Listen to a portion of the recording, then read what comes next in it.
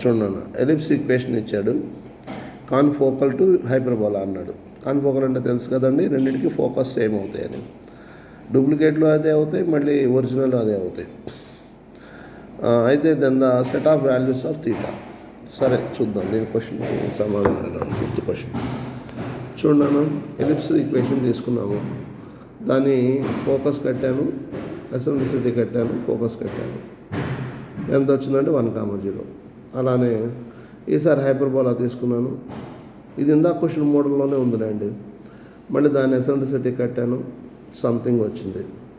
ఇప్పుడు ఈ రెండు కాన్ఫోకల్ అన్నాడు కాబట్టి రెండు ఈక్వల్ చేద్దాం.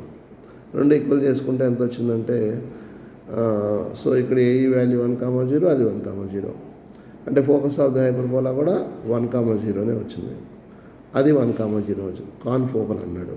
కాకపోతే ఇక్కడ ఒక విషయం ఏంటంటే, cos θ × 1/cos θ = 1 ఉంది చూసారా, అక్కడ θ 90 అయిందనుకోండి దెబ్బ కొట్టేస్తుంది. ఎందుకంటే 1/cos అన్డిఫైన్డ్ అవుతుంది కదా. అంటే θ 90 కాని సందర్భంలో మాత్రమే అక్కడ ఫోకస్ అడ్జస్ట్ అవుతుంది. కాబట్టి మీరు θ 90 వచ్చే వాటిని డిలీట్ చేసుకోవాలి. 90 ఒక్కటేనా అంటే కాదు, దాని కాంప్లిమెంటరీస్ ఉంటాయి. అంటే దాని యొక్క మిత్రులు ఉంటారు. ఎవరు 90 మిత్రులు ఎవరు ఉంటారు? 270లు, అర్థమైందా, 540లు, వీళ్ళందరూ కూడా వాళ్ళ మిత్రులు అనమాట, 630లు.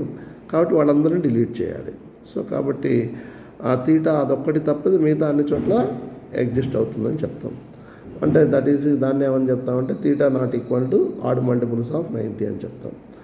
For the remaining real values దగ్గర ఇక్కడ రెండు కూడా కాన్ఫోకల్ అవుతాయి అని చెప్తున్నాడు వాడు. అది ఓకేనా?